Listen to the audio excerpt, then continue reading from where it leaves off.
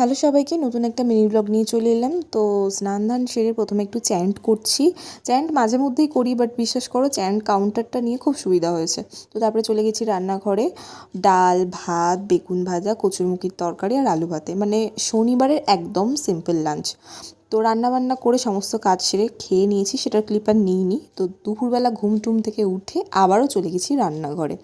দুপুরে ময়দা মেখে রেখেছিলাম, দুধ ফুটিয়ে রেখেছিলাম। তো এখন করব রাতের ডিনারের ব্যবস্থা।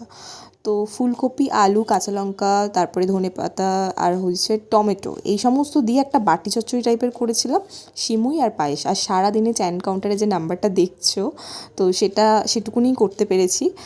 আর এই হচ্ছে রাতের ডিনার। এতটা খাবার কিন্তু আমি একা খাবো না, এখানে আমার বরের খাবারও রয়েছে। বেশিরভাগ টাইমে একসাথেই নিয়ে নিই। আর রাত্রিবেলা অনেকেই অনেক রকম স্কিন কেয়ার করে, বাট আমি সেভাবে কিছু করি না। আর শীতকালে এত ল্যাদ লাগে, মানে বোরোলিন আর ভ্যাসলিন। আর যারা জানে তারা জানে যে বোরোলিনটা শীতকালে কতটা বেস্ট। তো যাই হোক, চলো আজকের ভিডিও কিন্তু এইটুকুই। টাটা।